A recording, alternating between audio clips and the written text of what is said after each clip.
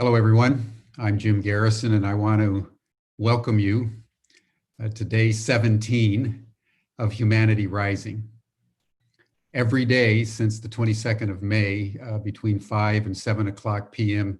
Central European Time, we've gathered voices literally from around the world to discuss their experiences, their vulnerabilities, their hopes for the future, as we all collectively navigate our way through a pandemic that has challenged virtually everybody everywhere, and therefore put the entire world in the same conversation.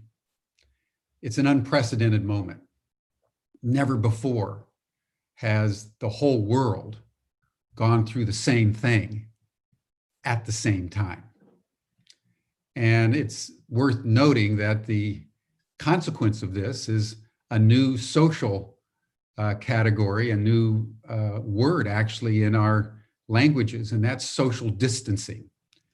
We've all been engaging in social distancing. I haven't actually touched another human being since the beginning of February. I'm in Amsterdam, and when I go out, I have to navigate my way 1.5 meters distance from everyone else. And I'm sure all of you have similar stories. We were informed yesterday, in fact, here in the Netherlands, that we have to start wearing masks as we travel, since more and more people are going, opening stores and so forth and so on. So we're all continuing to navigate a pandemic that is challenging us as never before to think through how we can use this crisis as an opportunity to fashion a more sustainable and abundant, resilient, healthy, and ecologically aligned world. We started with Voices of Women because we wanted to emphasize that in a post-pandemic world, if we're going to get to where we need to go, we need women in executive leadership. The 7 countries that have dealt the most successfully with COVID-19 have all been led by women. For the last week, we've been listening to the voices of youth. We've done so because we believe that the youth are actually ground zero. The young people, the millennials and the Gen Zs alive today, are both going to take the hit for everything that the older generations have not done, principally allowing climate change to spin out of control in a range of other global issues. So that this new generation, this emerging generation, has both the responsibility to suffer through what's coming and to solve the problems within a diminishing time frame. And how we do that is going to challenge us in ways I don't believe that human beings have ever had to be challenged, because we've got to solve the problem while the problem escalates in intensity. We all need to understand that. Over the next 10 years, there will be more pandemics. There will be more extreme weather events. There will be more social, political, economic, ethnic turbulence. And in and through that, we've got to solve these problems, because the fate of humans on this earth is now at stake. Yesterday, as I started, I recounted how Martin Luther King and Gandhi and Mandela and others really started in their teenage and in their 20s. We think of these great historical personages as sort of paragons of perfection. And it's just worth remembering that all of them started as kids. And the organizing moments of their lives that catalyzed their greatness came mostly in their early 20s and mid 20s. And that's important, given what I just said about the challenges of this generation at this time to solve our problems in a diminishing time frame. Someone emailed me and noted that the three principal examples I chose were men, Gandhi, Martin Luther King, and Mandela. I did so because we were talking about the killing of George Floyd. Protests are still escalating around the world. There was nearly 400 protests across the United States alone over the last several days.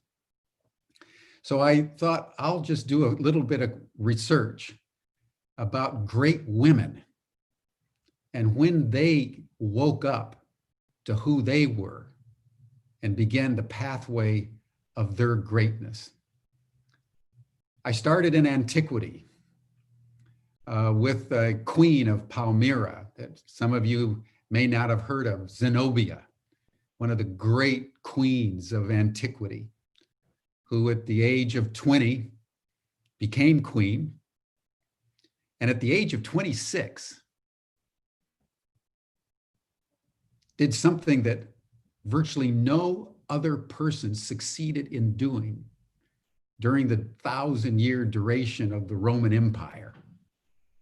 And that is she invaded Syria, Palestine, even into Egypt from her bastion in what is now Jordan, and for a time reigned supreme.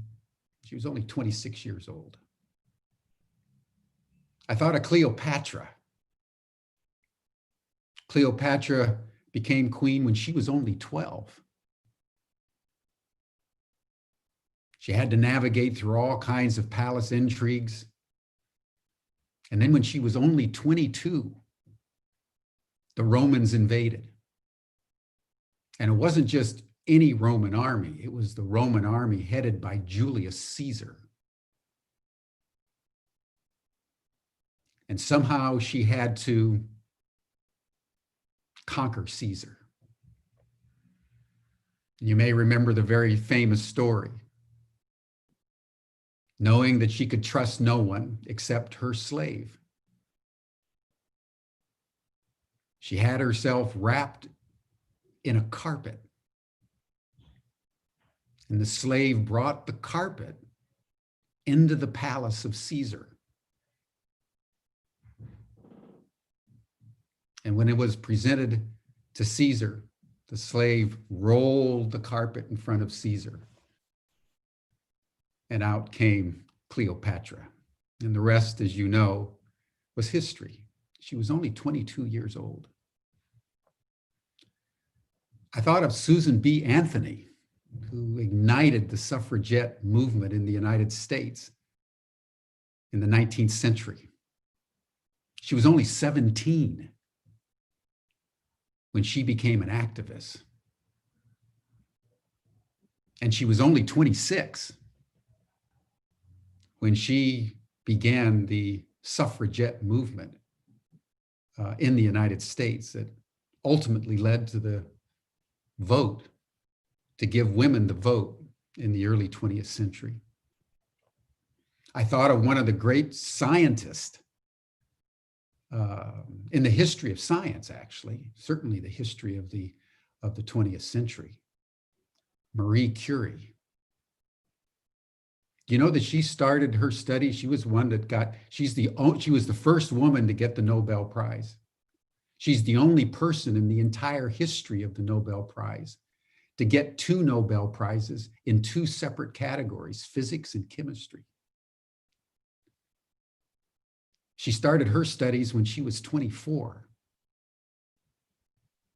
She got her first Nobel Prize when she was 31.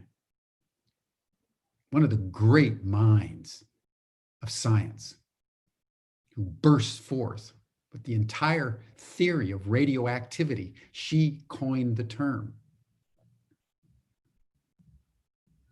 when she was only in her 20s. I thought finally of Rosa Parks. You know, she didn't go to the back of the bus in 1955 when she was nearly 50 years old. I did some research on her life, and you know, she was one of the few Black girls while she was in primary school that whenever the white kids picked on her or picked on anybody, she would physically fight back. And then when she was 17,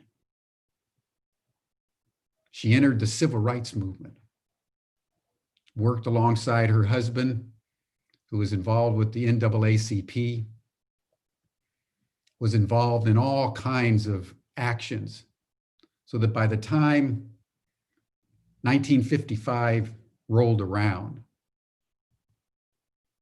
Rosa Parks was ready. And her refusal to go to the back of the bus, as Martin Luther King was to say, ignited his own passion, then a young man. And he called her the queen of the civil rights movement. So when we think of our youth, let us think of greatness, not immaturity. Let us think of a generation that not only should, but must take the reins of leadership. That's what youth does. And the fact that we have so many leaders in their 70s, mostly male around the world, is an indicator of the predicament that we're in. Yesterday, we heard voices from Africa as the African young people navigate their way through COVID-19. It was inspiring. It was put together by a brilliant young Ghanaian woman, Yvette Taki, who was the president of ISIC Tanzania last year. She put together a brilliant panel. They spoke passionately about their entrepreneurial activity.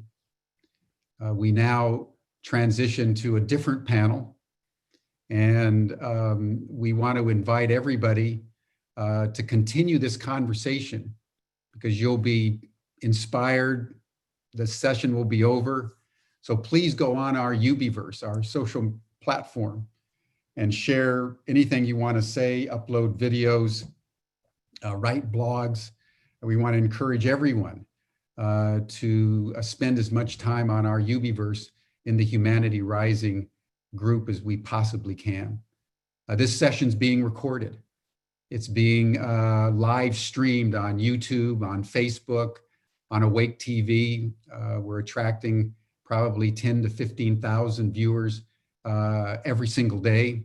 So thousands of people are watching this broadcast all over the world through live streaming. We want to thank everybody for supporting what it is that we're doing. So I would like to now turn it over to the panel. Initially, Raji Jayasinghe, one of the staff people, our VP for Asia at Ubiquity University, who will commence our program. Thank you all so much. Thank you so much, Jim. And welcome everyone, wherever you're tuning in from around the world. Welcome.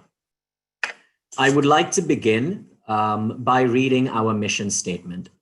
Our mission statement is essentially something that we are co-creating together this NextGen week. So we are open to your comments and suggestions. We've already made amendments to this statement. I will just read directly from it because we feel that it's important before we begin each talk that we set our intentions and that we understand why we're all here as young people. So if you'll just give me 1 minute to read this statement out now. This rising generation of decision makers and global citizens, comes together with the shared understanding that our world is in crisis. We are the largest and most connected generation to ever exist. And we enter these conversations fully aware that our lives and those of our children hinge on the actions we take today. We share the responsibility to identify and implement solutions. We recognize that real change starts with our daily thoughts, our interactions, and our choices, and that each one of us has a unique role to play in our unfolding story. Lasting and regenerative change can only manifest through our collective intelligence and our radical collaboration. Collaboration that is built on a spirit of diversity, tolerance, open-heartedness, and trust. With recognition and respect for our ancestors, we represent current and future generations in how we live our lives today. We seek to empower each other to author the story we want to live. We invoke creative solutions to innovate successfully for a more sustainable and resilient planetary society. So if we can just take 10 or 15 seconds to just reflect on that and set our intentions as we move into our panel.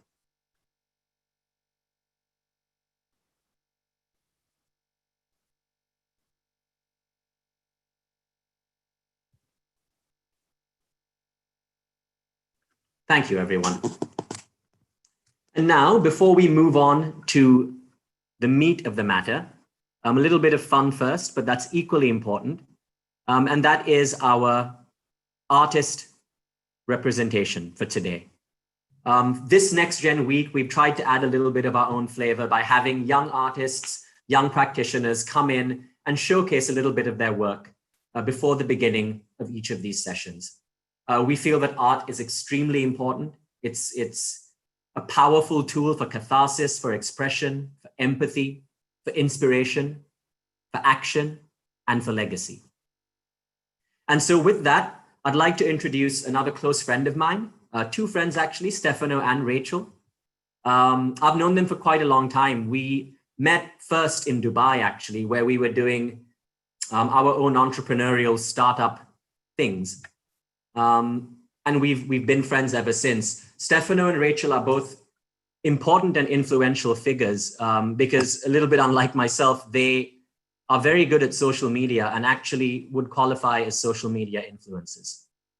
And so, since that is such an important mode of communication and influencing in this day and age, it's really important and really great that we have people like Steph and Rachel who are using their platform to spread a message that is positive and that can make a really useful impact in individuals' lives around the world and indeed for the collective as well. So with that, I would like to hand over to Steph and Rach to share a little bit about themselves and share some of their art. Over to you, Steph. Hi, everyone. Hey, guys. So first of all, we want to say thank you to Raji and the rest of the team for inviting us. It's a real pleasure to be a part of this initiative.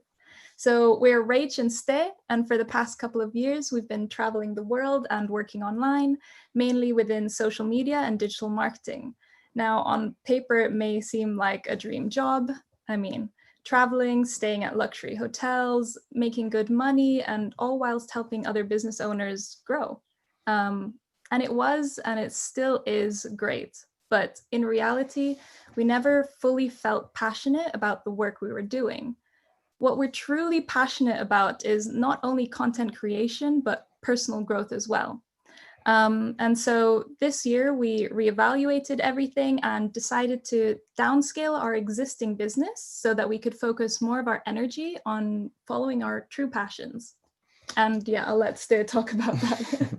Yeah, so just to give you guys an idea of our current mission right now is that we want to help help people make their happiness a priority, especially our generation, by sparking their self-discovery and personal growth journey.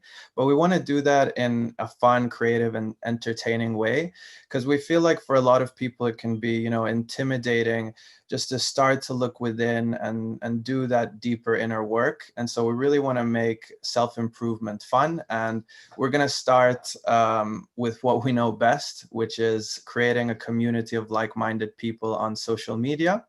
And in the future, we want to offer different products and services which can support the community and help more people to grow and discover themselves.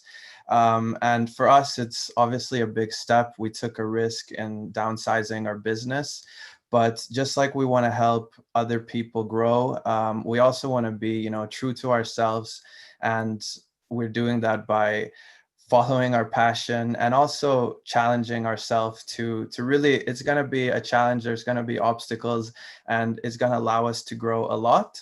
So yeah, today we wanted to share with you a quick video that we made. It's going to be published on our YouTube channel, which has still not launched.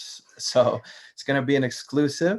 And it's a spoken word that I wrote about comparison and comparing yourselves to other people, which is something that we've struggled with, and we feel like a lot of our generation struggles with, just especially considering, social media and all the exposure they have to the perfect lives of everyone. And so, yeah, I wrote the spoken word and Rach created everything visually. So we're going to share that with you. And if you guys like it, we're also going to drop our Instagram link so you can connect. We love to meet other like-minded people, so you can send us a DM. And yeah, I think the team is going to play the video. So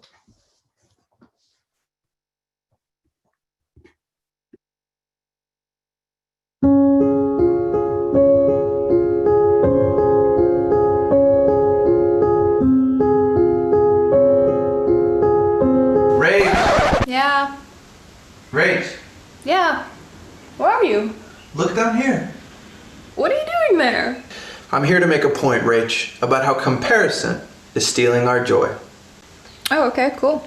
But at least change your outfit. No way, no, change that. What? No, are you kidding me? Change that. Okay, no, just put me back to what I was before. This is ridiculous. Okay, thank you. I feel much better in my own clothes. And that's exactly the point. We gotta stop comparing ourselves to other people. I mean, if it makes us feel bad, what's the reason? I think it's a problem we all have in our generation. In a world run by social media domination, we get lost scrolling and comparing. Wow, look at the dress she's wearing. Oh, she's so caring. What? Look at his grid. He was in Madrid petting a giant squid. Then he flew to Rome, met the Pope under the dome, and I'm just eating ice cream at home. Then we double tap to like. It's as if we're tapping out, like a fighter in a cage filled with rage. We admit that someone is at a further stage. He earns a better wage. Wait, what? She's on stage at her age, and one by one we simply engage. We measure our worth with a blue check on the side, even though most people are not verified on the inside. And our feed is overflowing with picture-perfect edits, but we don't realize it's often reposts, missing credits. President Roosevelt once said, "Comparison is the thief of joy." And that got me thinking to when I was a little boy. My parents just gifted me a fresh new toy. But as soon as I saw another kid at school who had a super cool Beyblade tool, I completely forgot about my gift. It made my joy shift, as if I got stuck in a lift, causing my self-confidence to suddenly drop. Should have asked the kid if he wanted to swap.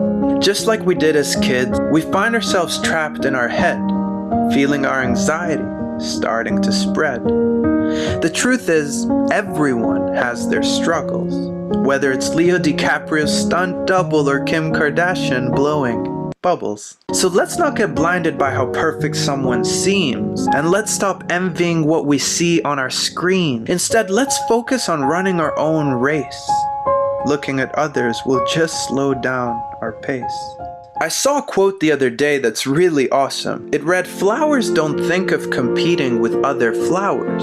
They just blossom." Some of you may be thinking, we're not flowers, we're human, and it's normal to look around and feel sour. Yes, but the point is we're not defined by what we feel.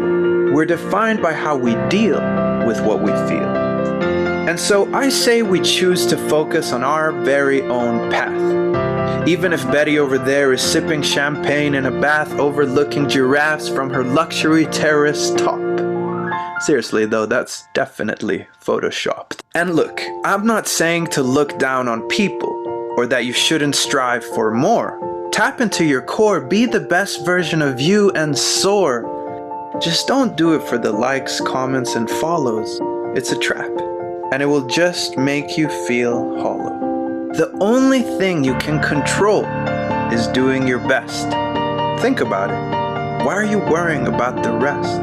I say we stop comparing ourselves to our feet because we will all bloom at our own speed.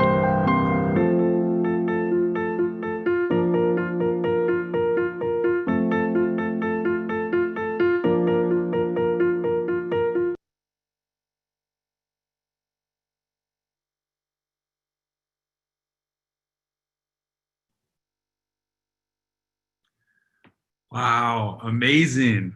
Stefano and Rachel, thank you so much. That was incredible. And following our own path is such an antidote to a lot of the dominant culture that we find ourselves in. So thank you so much for sharing this wisdom.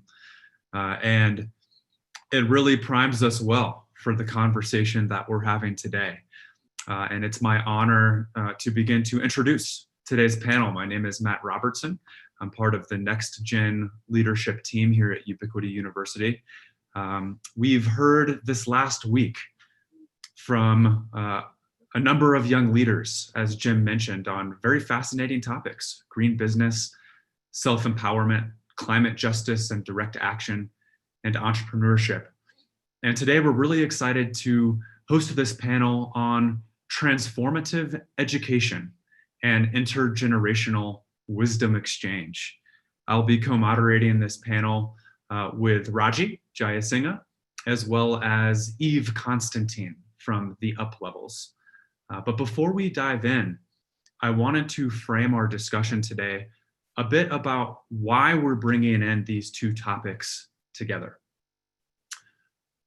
Transformative education has a number of different definitions, but I think at its best, education can serve to ignite each person's passion and gift in the world. I'll be paraphrasing this, but it was attributed to Aristotle, who said, "Where your passion meets the world's need, therein your vocation lies." And here at Ubiquity University, we've made an attempt to answer that question of how we can ignite people's passion and allow them to be in service of what our world needs.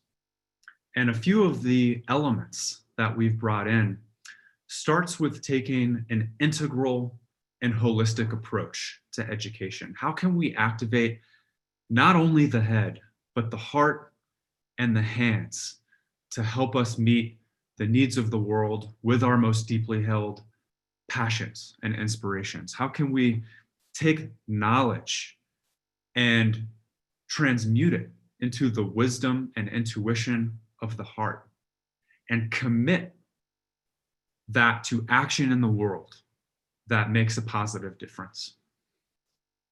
Another element we've brought in is competency-based education. We as humans not only learn in the classroom, but learn in the school of life, in the natural cycles of human development, of our jobs, our internships, our volunteer work, our interrelationships. So it's not just degrees and formal education, but it's really the skills that we pick up as we go through our day-to-day experience that comprises this educational experience. And lastly, in order for education to be truly transformative, we also believe it needs to be lifelong. You know, we're not just learning in our degree programs. As I mentioned, the experience of growth as a human being takes place throughout the entire duration of our lives. This is being studied by neuroscience right now, with this notion of neuroplasticity, that we can actually train our brains to change. You've heard the notion, what fires together wires together. And so we're on the edge of a renaissance of understanding how our attention and intention can affect literally the nature of our experience itself. And so within this context, we really see how the notion of an intergenerational wisdom exchange emerges as a central component to lifelong, integral, transformative education.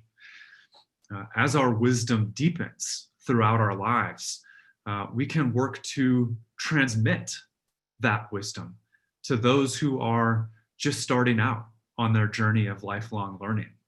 In a sense, it becomes a celebration of distilling the incredible life lessons that we accumulate over the duration of our lives, and embedding that in these next generations that are coming up, so that they're informed with the pinnacle of what humanity has achieved up until that point, literally standing on the shoulders of giants and those who have come before, as we all work for a more thriving, just, and sustainable world, aware of our unity, celebrating our diversity, each part, understanding its functioning as part of the whole. And we're in incredibly turbulent times. It's a privilege simply to be here with you now, today, to have the luxury to sign on to computers and join a global conversation. One of the defining characteristics of our time is a notion known as hypercomplexity, where one small act anywhere, such as the contraction of a virus in China or the death of a Black man in Minneapolis, impacts events everywhere almost immediately. It's unprecedented in the history of humankind. And alongside this is a daily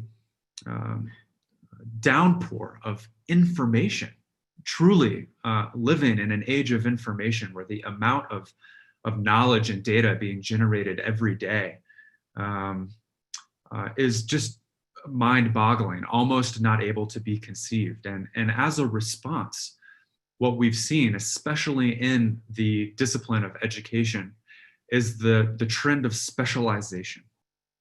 Picking your major, picking a topic, focusing on one thing. And we've taken that trend to the point where many of us have lost the big picture of what we're doing here, why it all matters, what's important. In a certain way, we've begun to divide and conquer ourselves.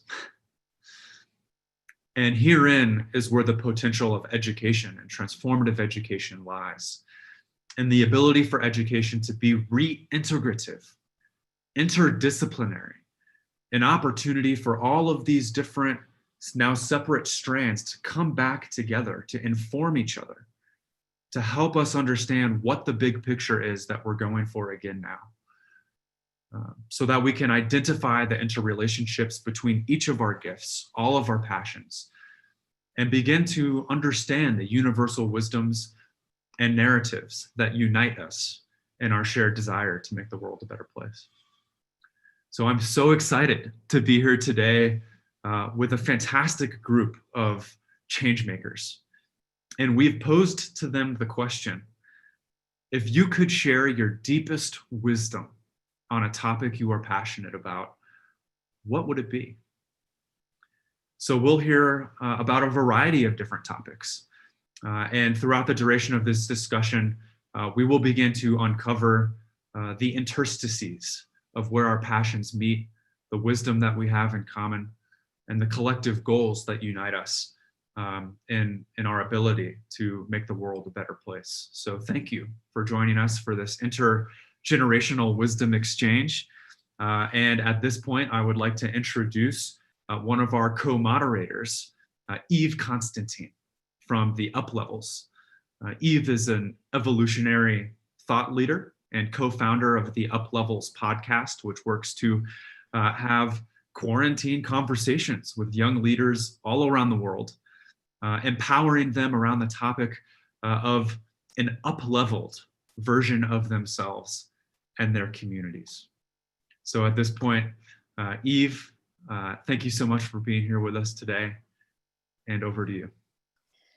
Thank you, Matt. This has been a wonderful introduction, listening to you and Jim and the amazing video that Rachel and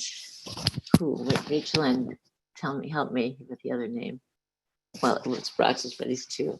Anyway. Stefano, yeah. What I just want to say briefly, tell you all a little bit about the UpLevels and why it belongs, I think, in this segment, the NextGen segment. I was talking to a couple of friends of mine, Jeff Burton, who was one of the co-founders of Electronic Arts and EA Games. So I think a lot of you guys in your generation probably grew up on a lot of the things that they started. They were the first gaming company, I think, in the world. So Jeff and I were saying that we were noticing that many of our close friends actually were millennials. Jeff, because he does a lot today, a lot of mentoring of people who are in tech, starting up in Europe and Eastern Europe, basically. And so he developed long-term relationships that turned into dear friendships with these people. And I too, in my work and in the rest of my life, really all of my life, have just always had friends of all ages, really, much older than me and much younger than I am. So Jeff and Jeffrey Nelson, who is a guy out of Hollywood who had a whole career in every aspect of directing and the art side of Hollywood production, decided let's have, when the quarantine hit, we want to start bringing out conversations with our young friends about how this was affecting them and what they saw as challenges and what they saw as opportunities. And what ended up becoming, first of all, I want to say too, that we realized when we started talking about what united all of us was really a feeling of curiosity. And now the UpLevels is brought to you by the Curiosity generation, which is the first generation not defined by age. And I think when we look at how we are going to move the dial on where the world is going and evolving, it's going to need this cross-generational, intergenerational, everybody all hands on deck kind of thing. And we realize that we all, there's so much wisdom that we have that we gain from talking to all of you and that we hopefully share from our life. But what I just want to say to you all right now is that even though we are boomers and have all that stuff, we don't feel old.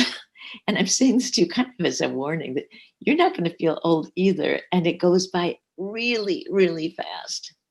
I'm betting that some of you in your mid-30s now don't know where the last decade went, but you probably still feel like you're 17 or 18 or 19. And guess what? So are the rest of us.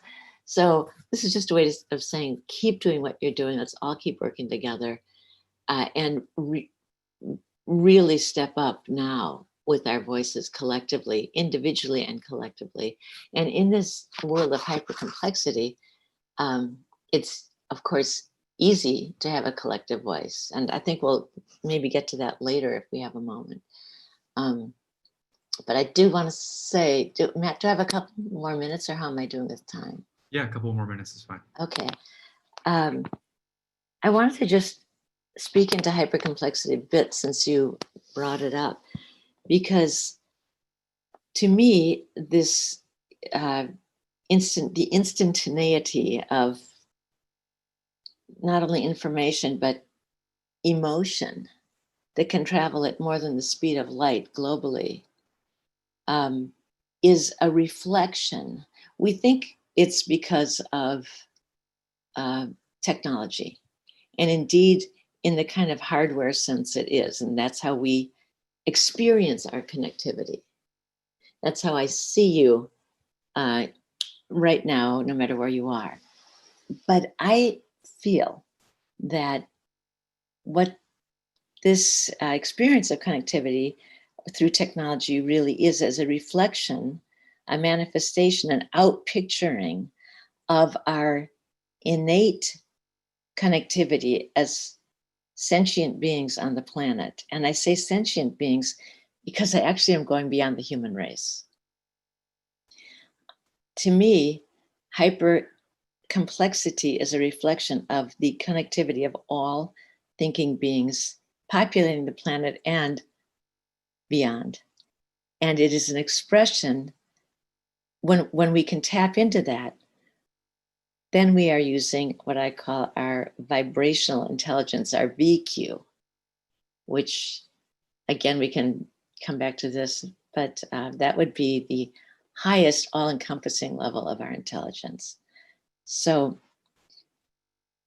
I want to bring that back down a minute to the UpLevels, which I put it's TheUpLevels, TheUpLevels.com.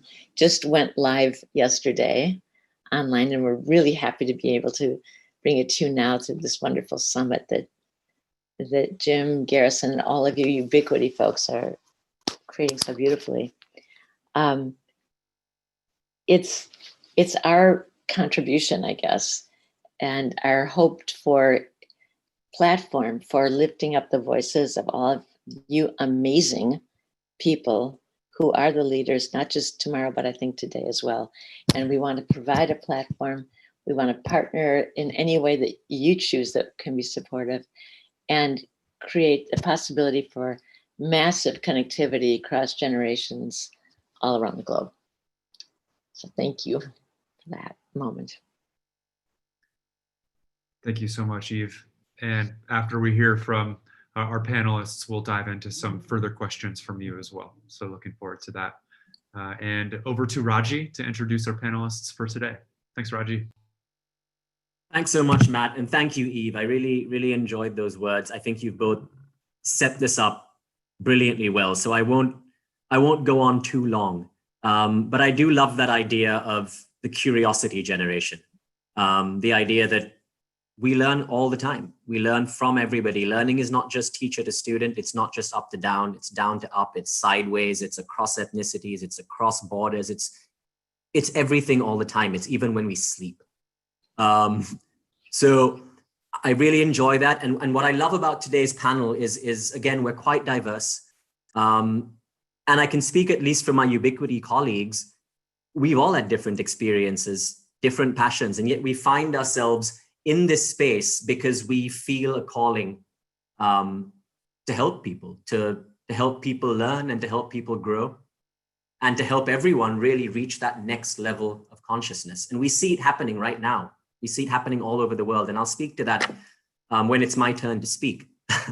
But for now, we will do the usual thing where each of our panelists will be given about 5 minutes to introduce themselves and speak a little bit about what really drives them, what their passions are, and what has brought them here today to do the work that they're doing.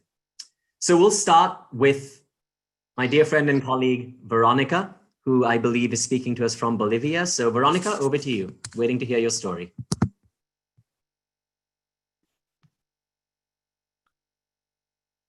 Hi, how are you doing? First of all, thank you so much for the opportunity to be here.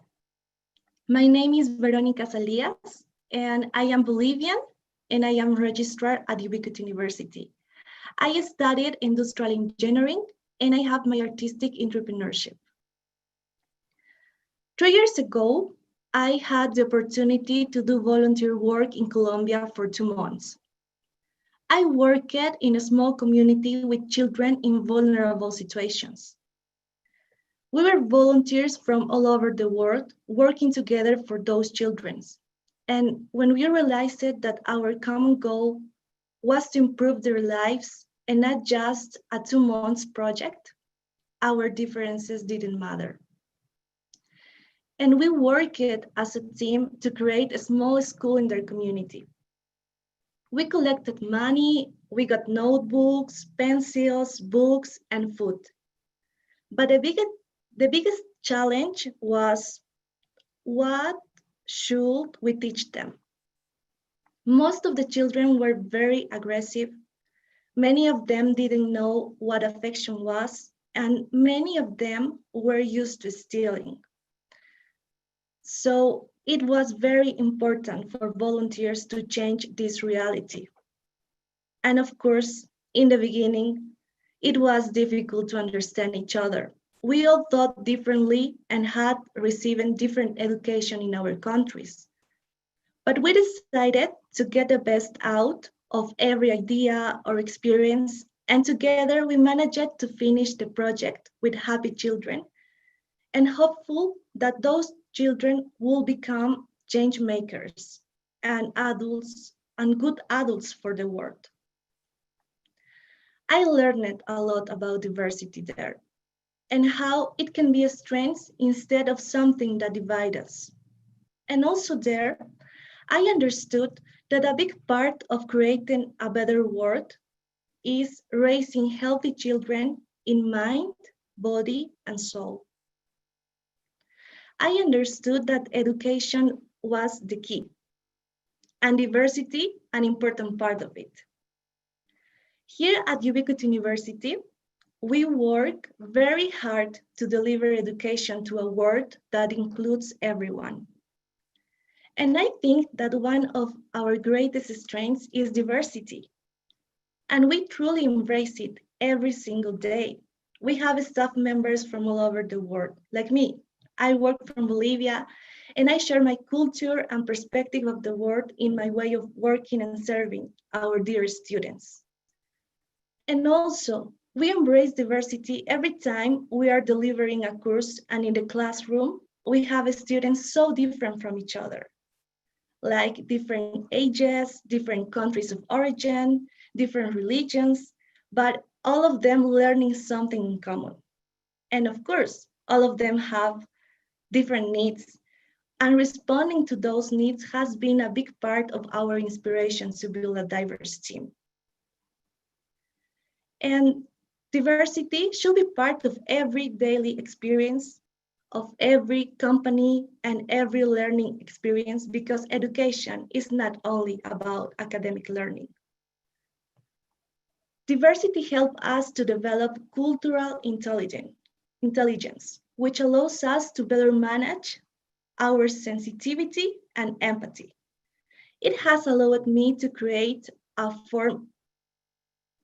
creative force that breaks down stereotypes.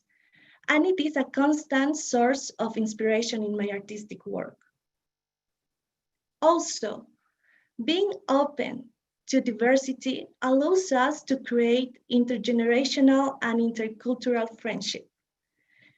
They help us not to forget the lessons learned by other generations, and also it helps us feel that we are citizens of the world and not just citizens of a country. And now, these days, the world needs us together.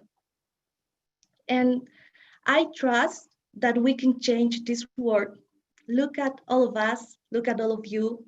We are here talking about things that matter and wanting to improve. That's the first step and my inspirations to continue believing in a better world. Thank you so much for being here and for listening. Thank you so much, Veronica. I really enjoyed those words. A couple of things that came to mind, actually. A lot of us as young people have this mindset that, oh, it's just a 1 month project or a 2 month project. And what you said is true. You know, it might be a short-term project, but it actually saves and changes rather people's lives in the long run. And so as change makers, we should never lose sight of that. We should never lose sight of that. Of course, your main point there was diversity, which I think everyone on this call can understand the importance of. What better way than to learn in this life, than to learn from the experiences and the suffering and the victories and the joy of others? That's more learning than you'll ever get from a textbook. And so that is something that we all need to embrace. Having said that, no matter where we're from or what our backgrounds are, there are some problems that affect all of us in exactly the same way. Look where we're sitting right now in lockdown. This pandemic is an example of a problem that affects everybody regardless of how diverse we are. So what we're moving on to now is another such problem, and I'll be turning to Mary to speak about that, because she's going to speak to us about climate justice. And that's another huge problem that is going to affect, but already affects, every single one of us, regardless of where we're from and who we are. So Mary, with that, I hope that's a decent segue for you. I hand over to you now. Thanks, Raji. I'm so glad to be here, first of all. My mother, being the CEO of Ubiquity, has really given me a close look at what this institution is trying to do. I've been extremely honored to work on the team of Humanity Rising and to be here. I watched my idol, Jane Goodall, on opening day. It still blows my mind. So today I want to highlight that the march to climate justice holds a lot more facets than might come to mind. And I think in regards to climate action, there are more than three, but there are three things that we need to be in order to change the world: united, educated, and inspired. And first I want to talk a little bit about the interplay between division and time sensitivity. So we all know that climate change and climate action is a window, a closing window of time, as Jane put on opening day. And every IPCC report seems to be worse than the last. Methane levels, CO2 concentration, species extinction, ocean acidification, the likely underestimated power of thermokarst lakes. It's all scary, but we must act because the batteries on our mission will run out. Positive feedback cycles brought on by passing tipping points and moving into rapid climate change will take every chance that we had away, and it's going to take all of us to do it. With that being said, our propensity for social division obviously postpones this unity that we need where we need it most, but it absolutely needs to be addressed, and it cannot be understated. To seek progression, we have to first seek redemption. We cannot say, let's all hold hands and fight for the world, when there are so many things in between those hands that need to be addressed.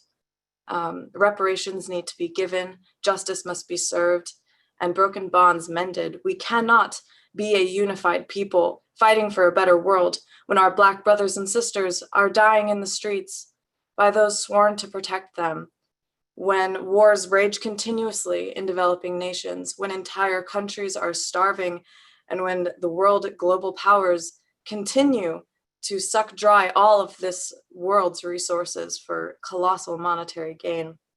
There is no unity if there is impunity. And I think that it is extremely important to keep this in mind if we want the unity that we need. Climate change is the ultimate monster of our time, but there are so many monsters in the way of that, social division being at the top. But there are also others that I would like to speak of, such as the rise of pseudoscience and misinformation currently in the world. We have a density of misinformation, and we are in such a time, as Matt said earlier, of having all the information in the world at the tip of our fingers, and how these rotten eggs of conspiracies and unproven theories has gotten in the way, and it's hard to sift through without proper and affordable education. So how can we navigate this world of information without a North Star when subjectivity passes so often for objectivity? It is an important question to ask. In America especially, the rise of anti-science and the prevalence of unbacked claims runs rampant, such as anti-vaccination and the fervent denial of climate change. These are things that have the capacity to inflict damage, to harm our lives and our progress. a proper education at a young age is obviously a good place to start on this navigation path. Early education needs reformation now. We need to give kids the tools necessary to walk a scientific and humanitarian path. Because my base point is that education in rapid climate change could actually look extremely different than what it looks like now. Things like soft skills and scientifically approved methods of conservation adaptability could be the only things that matter in a world beyond the last tipping point. No institution that I see is preparing for this world as passionately as Ubiquity, and that's part of why I'm so proud to be here. I think there should be a Ubiquity elementary school, a Ubiquity middle school and high school, but I digress. In the meantime, we must all fight back against these insults to the scientific method and learn to see things from a more logical perspective. I think it's the only way to properly prepare children for this world. And lastly, I'd like to talk about dormant activism and what we can do now. My generation is the largest generation, and we might be the last to be able to do something about this before all these tipping points. We're full of activists. Activism is all over the place, but I don't think we can ignore the vastness of our nihilists. It's a sentiment that I can understand. The problem is so gargantuan that the only way to cope with it is to shut down. Many of my generation doesn't see the point in trying because we don't see any change. I had a great discussion with a lovely woman by the name of Cynthia Lazaroff, founder of Nuclear Wake Up Call. And when we got to intergenerational worldviews, it highlighted a perspective that I hadn't really thought of before. From her perspective, in the 60s and 70s, it was a time of lots of social victories and fierce activism that successfully saw progression. And it was a time that seemed to promise a better future, leaving her disappointed in the now, but also hopeful that that fire can start again. From my generation's perspective, it seems that nothing has ever worked and there's no real change. If you were born after 1990, you've never known a time without war. You've watched movement after movement fail and maybe checked out mentally in the face of it. But I think that all we need is to see something work. And I think our fire could be brighter than any generation before. We are so connected, we're so diverse, and we have the size and the capacity and the care, the wherewithal to completely change the world. But we just need to see something break in the system that stands against us all. I actually recently saw that there was a victory for Standing Rock regarding the Dakota Access Pipeline. And it is stuff exactly like that, small victories like that, that I think will really allow us the fire we need to fight all of this. And that's essentially it. I mean, we have to do better in so many ways. The apocalypse-born generation we see in movies cannot become a reality, and we have the power to do this. But I think we need to awaken much in ourselves before that. And I believe that we can. Thank you. Thank you, Mary. Brilliant words. United, educated, inspired. Love it.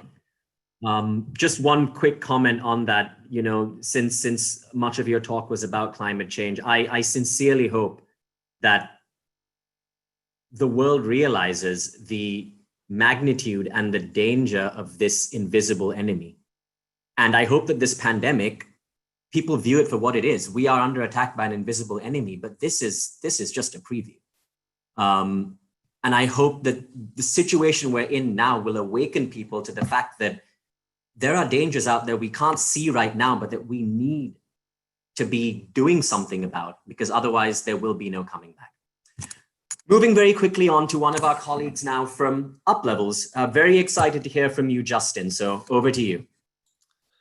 Thanks, Raji. And thanks so much, everyone. I really enjoyed hearing everything that you guys had to say. Great ideas, great thoughts. So my name is Justin Fairman, and I'm the co-founder of the Flow Consciousness Institute. And to give you a quick idea of what we do, our mission is researching and developing cutting-edge tools for unlocking human potential. And how I got here to where I am today was really through asking the question, what is true? And even beyond that, what is the true nature of reality? And it's a potent question and super important in these times, because in a world of hypercomplexity, like Matt was sharing, what is true is even more important than ever. And especially in light of, what was just shared as well by Mary, what is true is more important than ever. And so our ability to discern not just truth, but also what is the right path for us in unlocking our own potential. What is the right path for us in contributing to solving these great challenges that are in front of us? And really, what is most important for solving these great challenges is a very valid question. And it comes back to navigating hypercomplexity and really understanding what is true. And hypercomplexity really is something that, when you want to understand the nature of reality, becomes very apparent pretty quickly, and is something that you have to start to grapple with. And in terms of hypercomplexity, I think that the real question is, what is the best way to navigate it? And what is most important to embody and understand on that journey? Because the nature of hypercomplexity overwhelms our conscious mind. The world is so vast and so complex now, but it's always been like this too. It's interesting to think about hypercomplexity, because hypercomplexity, it's obvious now in this globalized world we live in, where something happening in China can affect somebody in Argentina, the next day. It's very complex. But the truth is that our reality has always been that complex. Even in simpler times historically, when there was less technology and interconnectedness of cultures, our reality has always been that complex. And I can invite you to have an experience of complexity by trying to draw with a pencil a photorealistic drawing of any object in your environment. And when you try to do that, it presses you to just how complex everything is, because even the simplest thing, like a little rock, trying to draw that highlights just how much complexity there is in that rock. The way that the light refracts off all the different surfaces, the way that the individual minerals sparkle. And it's that this is present all around us. And it's a trick of our minds that reality is anything less than hypercomplex in every moment. Even you sitting here in your home, in your office, whatever, watching this computer is actually a hypercomplex experience. And it's a trick of our mind that makes us think that it's not. And that comes back to what my real takeaway from my 5-minute presentation here is, and what I'm most passionate about, is intuition as, in my opinion, the best tool for navigating hypercomplexity. And that's because when you really look at how intuition works, you can't look at intuition without considering our perception or considering our mind. And when you compare intuition to rational thinking and logic, which is how most people operate through and navigate through the world, it quickly becomes apparent that intuition is vastly superior. And then when we switch to intuition, we actually start to navigate hypercomplexity more successfully. We're more successful, we have greater impact, and we end up doing the very things that actually move the needle the most in the face of the great challenges that we're facing, but also in terms of unlocking our own potential and creating happiness and fulfillment and so on and so forth in our own lives. And the reason that is because there's been a lot of scientific research into intuition and different modes of processing, and in terms of neuroscience and quantum consciousness and quantum biology and neurobiology. Scientists and researchers have been studying how we perceive the world. And our conscious mind, which is what we use when we're thinking rationally, when we're thinking logically, when we're trying to plan and assess, that can process about 60,000 bits of data per second. Okay, our intuition, on the other hand, can process 65 billion bits of data per second. Okay, so we're talking about millions and millions of times more data per second than our conscious mind can process. So what that highlights is that when you're trying to plan things logically and rationally, you're seeing far less than 1% of the relevant factors that are involved in that situation. And so what's happening when we use our intellect and we're letting that lead and dominate is that we're seeing just the tiniest sliver of what's actually happening, of all the factors that are influencing the hypercomplexity in the world around us. Our intuition, on the other hand, is collecting millions and millions and millions of times more data per second that's used in its assessment of what the right move is. And research into quantum biology, research into the nature of reality, all these different things has shown that our intuition actually is a quantum faculty, meaning it's able to read across space and time and assess factors that are not in our local environment.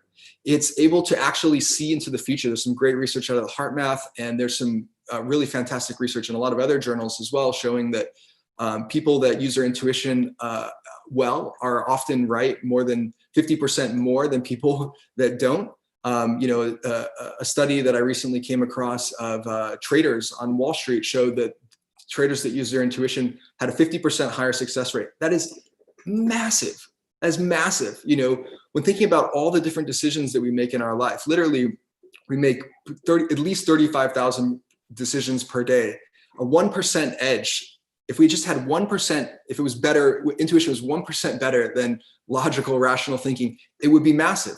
If you think about casinos have a 1% edge, and it allows them to be wildly profitable. So if we had a 1% edge, it would be a game changer. But we have a 50% edge with our intuition. Okay, so we're talking an enormous superiority when we use our intuition in terms of making decisions with a higher outcome of success. Okay, so when we're navigating with our intuition in this hyper complex world where we can't logically and rationally assess all of the different factors that are involved, it becomes hyper important to operate from our intuition, because when we do, we're taking into account the whole. As much as we can possibly assess with our consciousness, we're taking that into account. And so just from a data science perspective, we're going to be making infinitely better decisions because we have more data that we're basing our decisions on. So it's really, really important, in my opinion, to use intuition. A lot of the most successful and impactful people on the planet swear by intuition up and down. Albert Einstein, Steve Jobs, Oprah, and many, many, many, many more Nobel scientists, Nobel Prize winners, all swear by intuition. This was the key to their great discoveries, to their success, to their impact. So intuition has a lot of really great proponents. And not only that, but it takes the pressure off of you from having to constantly try and analyze every little thing. And when there's so many variables on the table, it can be really overwhelming, and it can cause a lot of stress, and it can cause a lot of fear. And a lot of times, it causes us to miss what's really important.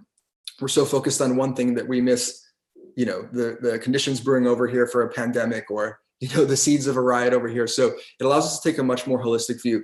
Now, the last thing I want to say on that is that I'm not suggesting that we leave planning or rational thinking or logic by the wayside, not at all.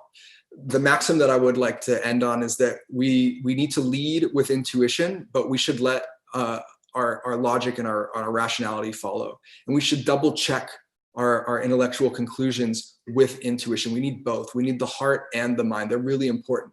But when we let the mind lead, we're likely to end up in a place where we're missing a lot of pieces. When we let intuition lead, it's going to help us see the bigger picture. And then we can use our mind to start to figure out the details, which is better suited for. So with that being said, I'm excited to be here and hear everyone else's perspective. So thank you very much.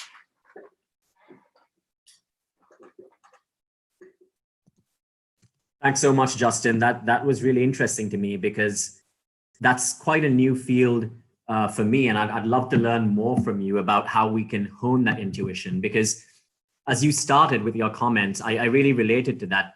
This world has come to a point where truth it's such a scarce commodity. It really is. And it's something that gets under my skin every day when I watch the news and I watch politicians speak. And it seems to have come to the point where people don't even understand the objective truth that's there on a video in front of them. And I love this. I love what you were talking about, because there's two things. We have to teach our students critical thinking. How do you know what's fake news and what isn't? But that's the logical mind you were speaking of. And then, of course, there's that intuition, right? There's that inner work, and it's understanding in your core, wait, this doesn't feel right. This isn't right. And so I really appreciate your words on that. Without further ado, though, I need to keep things moving. I'd love to talk more about this topic, to be honest. But we move on now to Katie, who is a wonderful colleague of mine from the Ukraine. And she's our graphic designer here at Ubiquity, our creative designer. So everything that looks nice is her work. And she's going to speak to us a little bit about her personal passions and how people can find their passion in their work. Katie, over to you. Thank you, Raji. Thank you all for being here. It's such an honor to hear your stories and your perspectives, and I truly can relate to everyone, especially Justin. You just nailed the topic of intuition for me, and I realize so many things in my life actually happen thanks to that. And even I'm here in Ubiquity in this beautiful team thanks to the decision that came from my heart, I believe. So I would call it intuition as well. Yes, I'm here to share probably my personal experience about how I became a graphic designer and how actually I became an artist. Since giving like a bit of background, I successfully finished my master's degree in applied economics, and I was very good in that. And at some point of time, I realized that there are many other things like art related that, you know, like magnifies my attention and actually bring me to the state of flow. And I never ever in my life I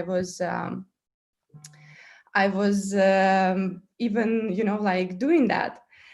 And yeah, another experience that happened with me during my university time, that I joined an organization called ISEC, and I had a chance to explore, you know, like my passions, my skills, being able to volunteer and work for better education, climate justice, and many other SDGs as we know it right now. So in that time, I acknowledged that actually design really brings, you know, like really speaks my nature out. And that time I realized that there are things that you can actually perform good and you can be brilliant at, but they are nothing without your passion and without being your heart being put into this.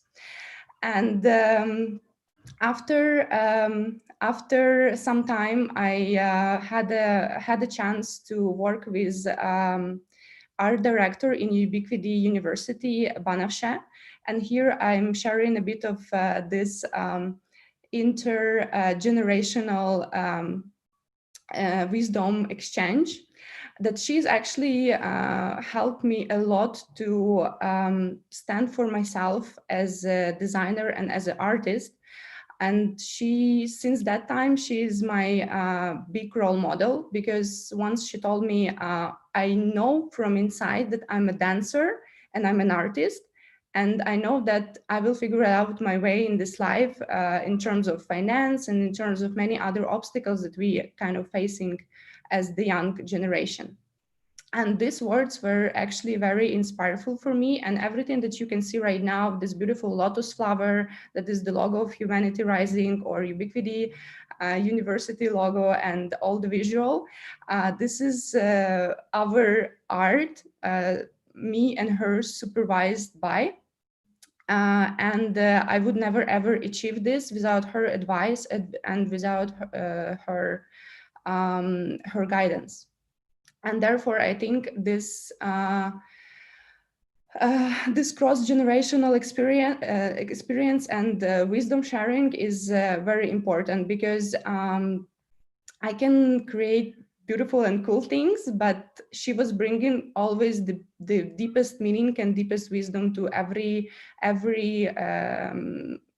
design artifact that you may see right now. And yeah, it took me a lot to actually to feel braveness and to feel courage to call myself a designer even. I was working around like the world, volunteering in Georgia, Ukraine, Egypt. Then I went to India doing yoga and searching some kind of, like advice in the Eastern philosophies. And I found that there are many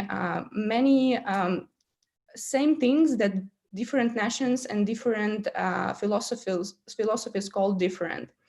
So for example, Justin just was talking about intuition. There is also this beautiful Japanese philosophy called Ikigai, meaning the life force or the art of living meaningful and happy life, being able to do what you love, do what the world needs, and do what you can be rewarded for. There are also beautiful Chinese wisdom called Wu Wei, meaning not forcing and letting your gifts and your talent flow through you from the nature and from the universe. And what is the conclusion of my story that I just want to present you? That living in this hyper complex world, as we already mentioned, living in the era of surplus, when you have variety of options for everything, you can be anybody in this world. You can choose any profession. You can achieve whatever you like. We are actually very, very privileged generation. The most educated generation in the world. And we have a possibility to travel around, we have a possibility to be interconnected, to speak to each other from different continents. What I'm encouraging everybody to be brave for is actually to stand for what your nature is. Get rid of the noise that we have on mass media, on internet, on our social media. Get rid of this comparison of ourselves with somebody else, as was the key message from the Rachel and Stefan video, and really see what's inside you, what's your talents, what's your gifts, what's your passion, what makes you, what things you can do for, for forever, for a long time, when the other world is just diminished and you have your just one thing, your one focus, your one passion. And I believe this is the best way to navigate hyper complexity and be at your own place just by listening to your heart. It is hard. It takes really a lot of courage. It takes a lot of listening to yourself. And one beautiful thing that I acknowledge in India, that actually wisdom always within you. You don't need to look for it around. It's not the outer thing. It is always within you. Just the question, are you listening to this, or are you getting attracted by the outer noise? And I wish everybody who is looking for themselves to be brave and follow the path. And as every leaf is different and unique, every person as well different and unique, and you will have your chance and your time at your own pace to find who you are.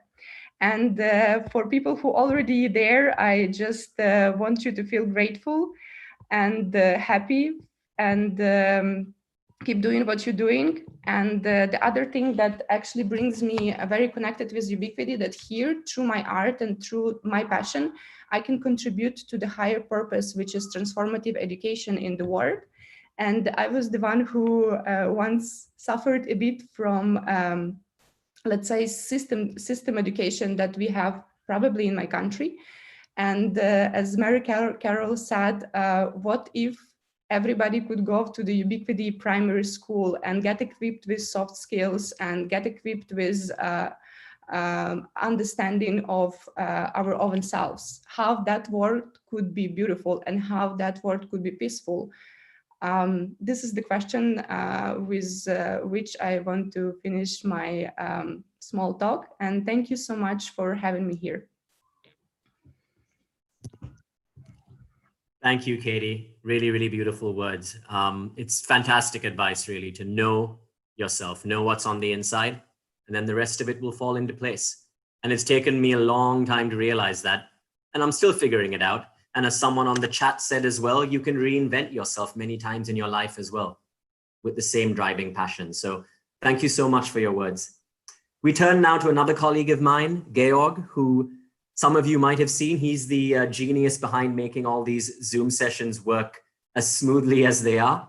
And he's also a young father, a recent father. So I'm sure he has some really interesting and heartfelt insights to share with us. So Georg, over to you. Thank you, Raji. Let's see if I can put the video on me. Hello, I think you should be seeing me now. It's a great privilege to be speaking to you now.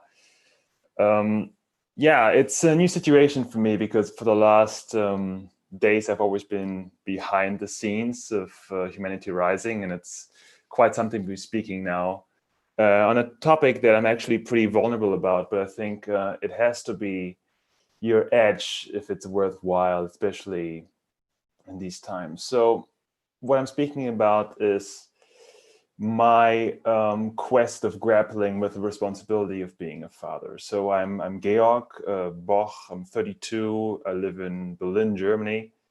And my wife and I have a daughter. She is 2.5 years old now. Her name is Cosima. And actually, just recently, it was confirmed that we have another one on the way. It's going to come in December. And I would like to share with you some thoughts on what I think makes these times to be extraordinary times for being a parent, for being a young parent. I think that traditionally, parents prepare children to function and thrive in a tribe or society with the idea that passing on the knowledge they had pretty much exactly as it was passed to them would actually ensure their survival, the survival of the tribe, survival of society. And there's just a certain way things are done, and that's how it should be continued.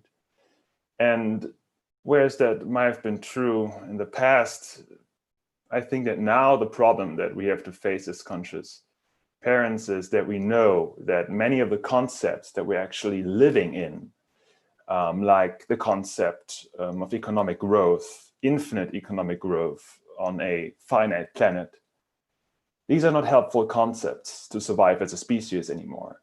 These are things that we kind of wear around like old shoes, but they're not actually full of wisdom. And we have to discern now what ways of thinking, which concepts we want to actually pass on, and which ones we don't. And so the real challenge that links to the topic of transformative education for me then is that this mere continuation of our lifestyle with all its benefits and problems, so the continuation of the Western fossil fuel-based lifestyle is somewhat suicidal, it's ecocidal. And because they cannot be just a mere continuation, that's why education, I think, has to be transformative and not just reproductive of knowledge. You know, when I was 7 years old, I watched an animated TV show, Captain Planet. I don't know if any of you guys know it. It was about a superhero. It was quite prophetic, actually. The superhero that was protecting the Earth from polluting corporations. And there was a bunch of kids, there was international kids that were helping him, a bit like we do now on our Zoom calls. But to be honest, when I look at my generation, as was already mentioned before, for the last 30 years, basically my entire life, there was this cognitive dissonance put in there by Captain Planet, but mostly it has been kind of a fossil fuel endgame party of denial. And I think as many of us, we are at a place now where this denial is moving into grief and then acceptance. And we're locked down at home, and no matter what generation, and we're kind of waking up to the hangover of all these lost decades, right? So we have to make sure, in a way, that the next 30 years that I will see my children grow up won't be like the last. And to make it things really quick, I think we know the direction. This is the good thing. We know the direction, which, to put it quite bluntly, I think is simply that we're transitioning as a species from living off the energy of carbon, of fossil fuel in the ground, dead material, to living by the energy of the sun, which is life energy, which powers everything on the planet as has ever lived. And so if we think of it from that huge frame, so we know the end point, then we can think about the fact that this generation that is coming now, generation of my children, is going to be a transitional generation. And we don't really know how this transition is going to look like or play out, but we kind of know what skills you need to have in order to be effective and resilient in transitions. And so many of these things have been mentioned before, but I'm just going to name them again and try to elaborate in 1 minute that we've left. So we know that you need to teach the skills of learning itself. Just reproducing knowledge that has already been set is actually not then effective in the age of AI and in the internet.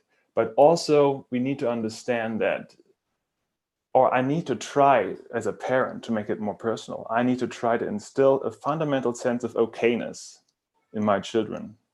Okayness that has to come from some kind of metaphysical source. So they feel held, even though the world across them is falling apart, maybe falling apart. And there are many other things that are a challenge. For example, being able to hold this lofty vision without drifting into basically conspiracy theories and disconnecting from the actual mainstream and realities that we live in. So it's quite a challenge and it's quite a stretch. But speaking like Justin with the intuition, cognitively, I couldn't stand being a parent at this point in time.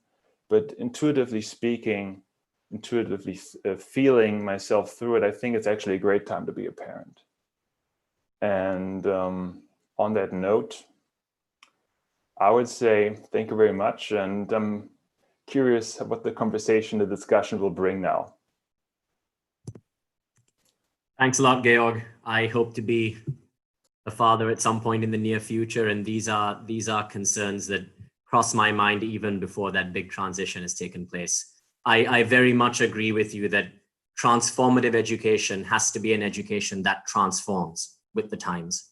The education system we have now in a lot of places around the world, and I will speak to that when it's my turn, isn't the education that is preparing the next generation for the present and future world. I will now hand over to speak to our other colleague from UpLevels. Hayley, over to you. Thank you, everyone, for sharing your wisdom and having a sense of trust in those messages that you're both receiving and kind of playing with the idea of what's really important to us. And it's a great segue from George's conversation. I am a former elementary school teacher, and ever since I was little, wanted to help people. And I didn't really know how yet. And when I started teaching in the schools, I was like, this is great. Like, I'm teaching math, I'm teaching science. I can have these conversations with kids and it's fun. And I do feel like I'm creating a little impact. And then there was something way more important to me that was starting to kind of turn my gears. And that was, I noticed the difference between a student's superhero and their potential to be a superhero, and how that was not consistent. And then I was noticing that we were, bringing in fidget spinners to encourage self-regulation, flexible seating in the classroom, different ways to kind of help kids self-regulate and be that superhero we know they are to be. And then teacher conferences, parent-teacher conferences, and having difficult conversations about medications when I just knew my children had a superpower and that this medication was holding them back from that superpower. And so originally from Kansas, moved to California after I wanted to kind of answer some of those questions just to get some field research, some information from different demographics. And spent 6 years teaching yoga, children's yoga, and now about to publish a book called Brain Awakes. And this is where I'm headed to potentially share something in a similar way as the sun provides energy. I love to tell kids, you know, when I meditate, it's like this. And they're like, teacher, you're telling me to lay down and close my eyes when like I have a lot of energy, like that's okay. Or, you know, yoga is good for this, but until we ask the questions or we come from an inquiry-based perspective on, wait a minute, the sun provides us energy and it's there all the time. What do you think? Until we do that, our kids feel distant from it because they are being kind of fed information versus put into the place of the curiosity. And if we can spark curiosity in both our youth and with one another, I found that that's where the wisdom comes from, is the experience. So experiential learning or movement-based learning is something that I'm really trying to integrate in both providing for the youth, but also with my roommate during quarantine or with my landlord during quarantine, and understanding the power of this tool that we have innate within us. We don't need a fidget spinner. We don't need flexible seating, although that can add value. We need some type of internal gauge or some way to measure our superhero. Some way to measure if we're in our superhero state or if we are, we need to move into our superhero state. And how do we do that? And the breath. So as we know, as our body perceives some kind of challenge or stress, our body tries to bring in more oxygen to get oxygen to our brain so we can think clearly. When children are faced with a challenge, sometimes it can be so challenging that they can't regulate the stress response. And as we educate our children on what happens naturally in all of us as we're faced with challenges, we can give them the tools to have the power to control that response and change their outcomes. So we can teach things like, what's it feel like to breathe slow and deep? And then have them practice that and have it be whatever their outcomes and their learnings are, to really listen in on what it is that they're perceiving and guiding them in their perception. Because as we ignite this inquiry in our children, they then can step into their superpower and their superhero, and maybe even educating us on the way it feels to breathe slow and deep. And then we can simulate the stress response, do a bunch of jumping jacks, get the heart rate up, ask them to feel their heart, what happens, feel their pulse, and then have them take the stress response and change it with their breathing and slow it down. And then maybe even simulate a situation where they do a bunch of jumping jacks and they think of a stressful situation that happened yesterday and simulate that response, tell them they have the power to control their breathing, and kind of challenge them to lean on that and see what happens with their emotions. And I'll leave you all with this. I have had a question of what if this happens and I can build a mountain out of something that isn't really a mountain, some kind of stress. And I've noticed when I can lead on my breathing and I can just observe my breathing go super quick when something is stressful, if I can slow that down, all of a sudden the stress starts to slowly go down. And as it goes down or decreases, I'm feeling a lot more like a superhero. And then I can ask the question, what if? And I can use my imagination in that same way and create a mountain that is worthwhile. Thank you, guys. Thank you, Hayley. I could not have planned for a better segue because actually what I do on the ground here in Sri Lanka for Ubiquity, one of the things I do is teach a course called Foundation in Soft Skills. And our marketing campaign, or it's more than a marketing campaign, it's what we teach, is how do you unlock your inner superhero?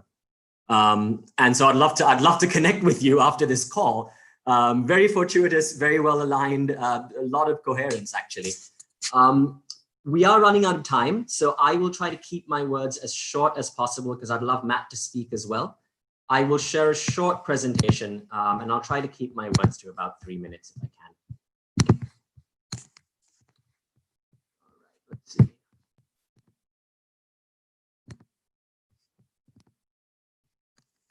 So, as I mentioned, what I do here in Sri Lanka when we're not in quarantine is to teach soft skills to students. And I'd like to talk about that a little bit because all these things that all the speakers today are talking about, they're all very important issues. And so the question is, what do we teach our students and how do we teach it? And that has to change with time as well and change with the circumstances that the world is in. Speaking of the circumstances the world finds itself in, I'd like to share this graph with you. It's essentially a graph that describes hypercomplexity. And many of us on this call understand what that is, but this is a graph that I show the kids at the beginning of our course, because a lot of people don't really understand what that is. You can see from this graph very quickly that all of these lines represent major global issues. And you can see that from 1750, let's say from the beginning of recorded human history or close to that, all the way up to about 1950, these lines have been pretty flat and moving up slowly. You see the Industrial Revolution kick in, and suddenly all those lines are exponential and they start crisscrossing with each other. That's the hypercomplexity we're talking about, right? That's problems affecting the whole world. What I do over here, a decision I make in Sri Lanka can affect my neighbors in India. It could affect people in Pakistan and even further. I don't need to go into that anymore because the pandemic is the perfect example of hypercomplexity. This graph might have seemed like a fantasy to my students 6 months ago, but it's very, very real now. So where does that place them? Because if the world is changing so quickly and so unpredictably, where does that leave students? If you look at Australia, the general normal person goes through 5 careers and 17 jobs. I bet that number goes up as time goes on. Look at the situation we're in now. Everyone is having to change the way that they work and change the way that they think, right? If you see on the third bullet point there, the skills required now in most industries, they didn't exist 5 or 10 years ago. So like Georg said, education that is transformational has to also transform. Did you know that 65% of students entering school today will be entering school to study for jobs that won't exist by the time they're done? So what are the important skills that we should be instilling in our students? Some people call them soft skills. You can call them future-proof skills. You can call them human skills. You can call them whatever you want. But companies, even the biggest companies, are tuning into this now. This slide here shows you a study done by IBM several years ago, 5 or 6 years ago. And you can see that everything there, collaboration, communication, creativity, flexibility, systems thinking, critical thinking, these are the skills that we need, and these are the skills that can be transferable from industry to industry, and regardless of what the situation in the world is. In the interest of time, I won't go through too many of these stats, but really what we're looking for are people skills. Because as time goes on, machines will be able to do more and more, but they will never be able to do what we can do as humans. They can replicate things, but they cannot decide what is right and wrong. And they cannot replace a human connection. And at the end of the day, that is what we need to create a change in the world today. I always tell my students, because as someone said in the chat as well, people are really very concerned about if they'll get a job. And that seems to be what our education system is geared for. And it's not right. I can tell you, speaking from experience in Sri Lanka and knowing a little bit about countries like Pakistan, Bangladesh, these Asian countries, it's an exam factory. Students sit in class, they don't say very much. The teacher dictates things to them, they memorize that, they study really hard, they get really good marks in exams, but only 10 or 12% of those marks, of those people actually get to university. And then you're left with a whole bunch of others who are really just stuck in a quagmire with a bunch of knowledge that they're going to forget very soon and no skills that can really help them adapt and connect. So that's why I teach soft skills. And I wanted to share with you very quickly just a few slides. We tell students that your humanness, your uniqueness, that's your superpower, and everybody is a hero. So how do we harness that? Justin talked about it with the intuition thing. Hayley talked about it. Kate talked about it. We've all spoken about it in some way. And so what I try to teach is to try to give them all of that in a slightly structured way. Here's some art we did, which again is around that superhero theme. Our Foundation in Soft Skills course has basically 7 modules, which consider 7 key soft skills.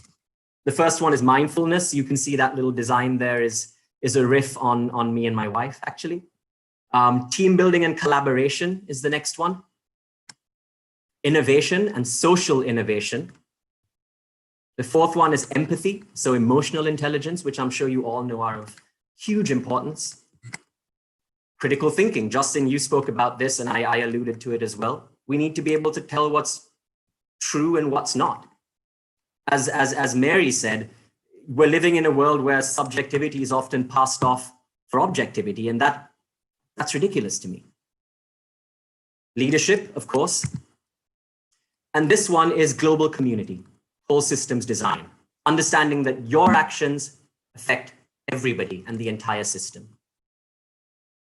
Finally, one thing we try to incorporate into this course, which we've all touched on in some way, is that along with these soft skills, you need to have a sense of global community, of what the challenges are in the world that we face as humanity. And that's why each of the soft skills we teach are actually wrapped around all the sustainable development goals. I won't go into more of that now because I know we're running short of time. Here's a couple of pictures. On the top left here, you see a leadership workshop we did with a Catholic girls' school here in Sri Lanka, and they had an amazing time. My passion is actually seeing students develop and see them react in a way like, I had no idea class could be like this, and I didn't know that I had that skill in me, and I'm now confident to do something I wasn't confident of doing before. On the bottom left, you see students from Pakistan in Lahore, and you see Jim there tuning in for a little discussion. And then here on the bottom right, we are working actually with the Ministry of Education here in Sri Lanka to try to instill some of these soft skills into the curriculum. And this is the systemic change that's actually very difficult. Because as much as some administrators understand and see the need for these kinds of skills, the system is so entrenched and it's so rigid in terms of exams and curriculums and what teachers and students have to complete by a certain time, that they just don't have time to address these other things which are actually as important, if not more important. And so that's what we're working on here, is in addition to touching the lives of students where we can, we're also trying to institute some kind of systemic change. My own personal systemic change, to be honest, internally happened a lot with one of our own Ubiquity trips to Chartres. I won't go into too much detail over that, but I can say from personal experience that this kind of inner work and work on soft skills and inner understanding can really change the direction you go in your life and the way you feel about that direction. To end, all this work has inspired me to create my own course. And I see everyone's journey in their life as their hero journey. So I'm working on a course right now to help students to find my hero self, how to link their purpose, their passion, and their power, and how they can, as everyone can, find that hero within. So with that, I'll leave it. I hope I haven't gone over. Matt, I will pass over to you without further ado.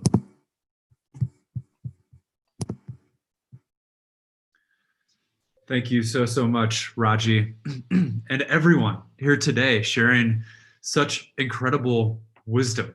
When we come together in an interdisciplinary topic and begin to hear what lights each one of us up, the bigger picture begins to emerge.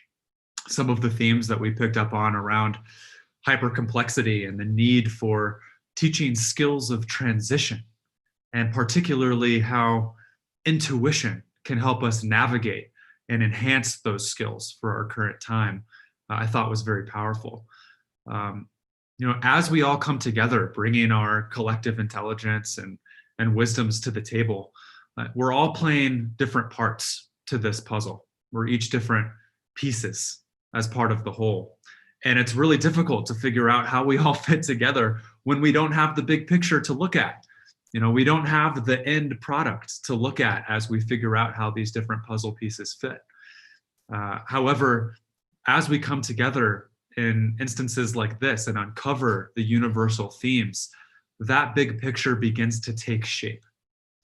And to the extent that we can shape this future world in our minds and in our hearts is to the extent that we will be successful in finding that world in our lives. And so I would like to start to close today's session by inviting people into an envisioning exercise. We're meeting from all different countries. We're sharing a virtual space. There's lots that we can do in today's day and age. But we wanted to end today with a concrete action that each of us could take to begin to integrate and embody this world that we all know is possible in our hearts. And so this exercise will be an envisioning exercise where we, according to Justin's presentation, ask you to use your intuition and use your vision to bring to life the world that we know is possible around us right now. So we'll take 7 to 8 minutes, and we've been sitting in front of the computer for a while. So I invite you to do what you need to do, shake it around a bit, maybe have a sip of water, and do what you need to do in order to be comfortable and present for the next 7 to 8 minutes. I invite us to begin by assuming an upright posture in our seats, or perhaps we're standing. Begin to just take a few deep breaths. You may wish to close your eyes. And as you close your eyes, I invite you to begin to look around at the world we know is possible. What does it look like? What does it smell like? What does it feel like to the touch? In this thriving, just, sustainable, regenerative, planetary society, how does your body feel? What are the sensations that you notice?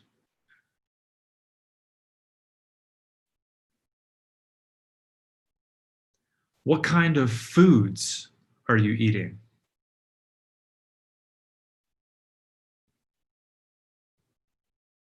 What do your relationships look like? How has the physical space in which you live and move in the world reshaped itself to be in alignment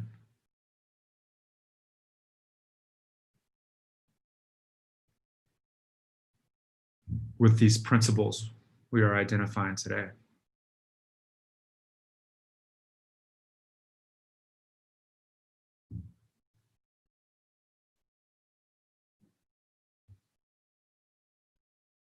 And as you begin to fill out this new world, feel as if it's already here. We're living in it, all around us. Begin to move from the personal to our shared world. What do our cities look like?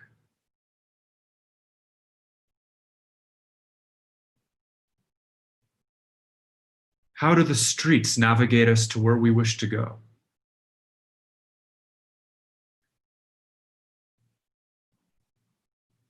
What kind of technology is enhancing our ability to walk softly on the earth, to connect with each other and share the knowledge and wisdom?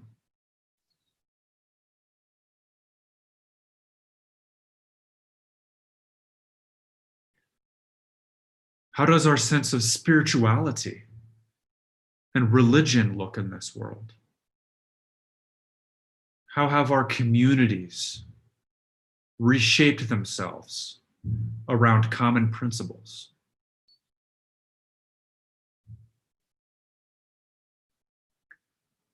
What does our education system look like?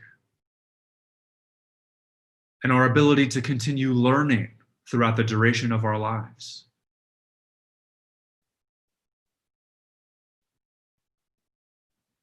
What is it that we're teaching?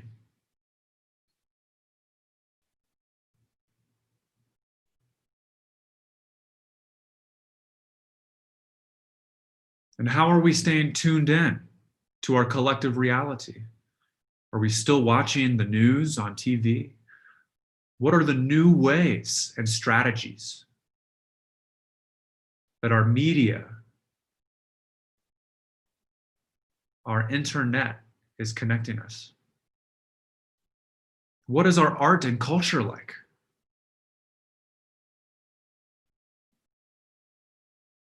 What kinds of music is flourishing?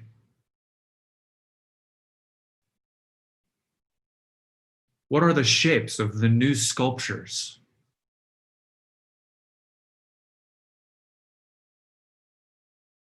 That are represented in our new cities? How are we engaging with commerce? What are we using?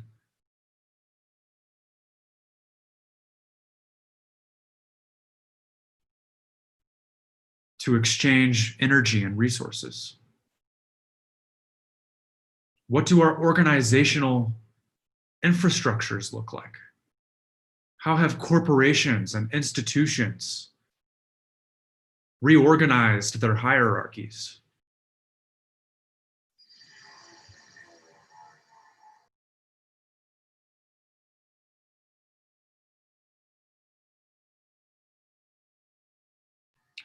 What do our courts and justice systems look like? How is the way that we're policing our population changed to come into better alignment with the principles that we hold deeply in our hearts?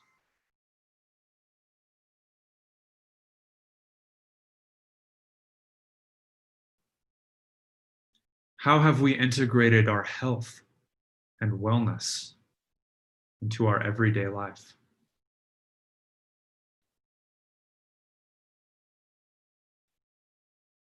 As we build this vision around us, stay present with how it's affecting our bodies, our hearts. How can intuition flourish in a dynamic system, helping each one of us uncover our gifts, actualize our potential, and act in the world in alignment with our entire planetary society.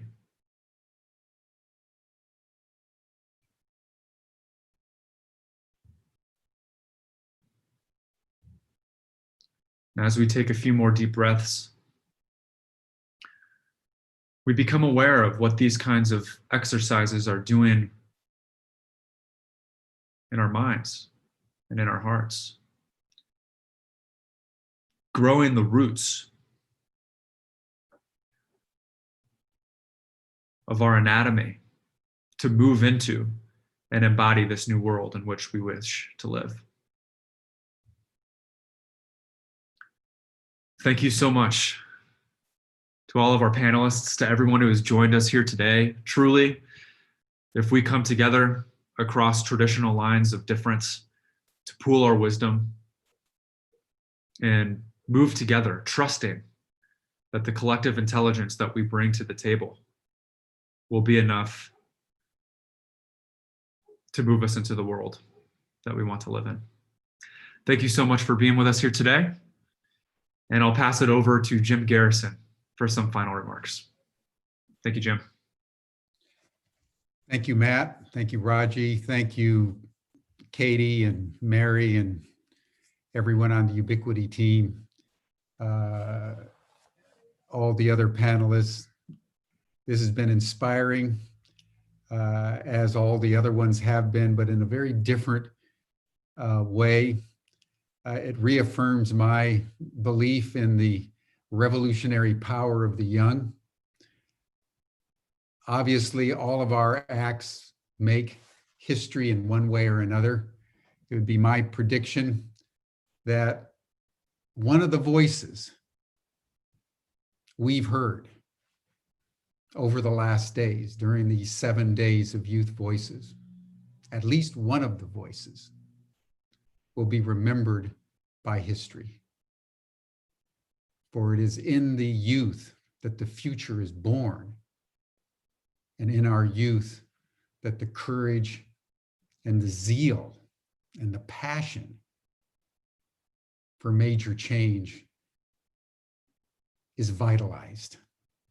So I just want to thank all of you for what you've contributed. I want to now point to tomorrow. We have our final youth session. And then on Monday, I'm having a dialogue with Charles Eisenstein. We're going to be changing the format. So instead of a number of people participating, there will be only one other voice. Charles Eisenstein, who's one of the great public intellectuals of our time. If you haven't read his op-ed piece called The Coronation, which he wrote very early on in February about the pandemic, it went viral and really influenced perceptions around the world about what was happening. It's the coronavirus. He called it the coronation, because if we can seize this moment, this could be one of the most glorious moments in all of human history. This could be our coronation.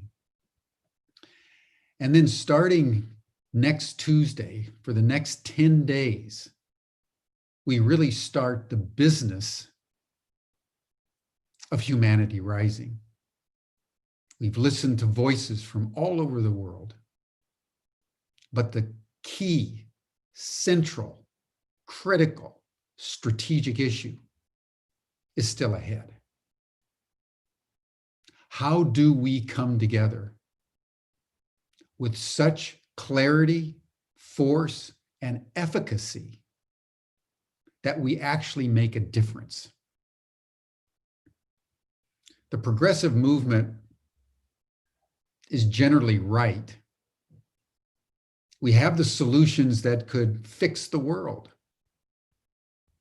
And yet we're not organized enough to move from the margins into the center in such a way that the post-pandemic world is in fact more sustainable, more abundant, more resilient. So starting next Tuesday, every day for 10 days, we're going to be bringing together some of the smartest, most committed, most deeply seasoned people we can find to consider how we enhance our strategic effectiveness such that we can embark in 2020 on a 10-year campaign such that by 2030, we're not looking at the end of civilization as we know it.